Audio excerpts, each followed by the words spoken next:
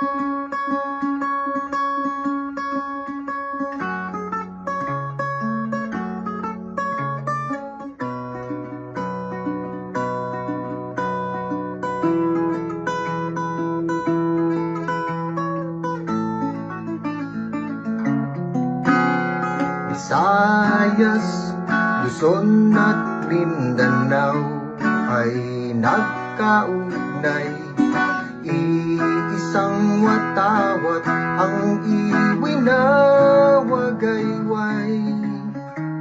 Maraming bayaning nagbuwis ng kanilang buhay. Huwag lamang masakop ang bandirang taglay. Malawak ang lupa na mapapataniman.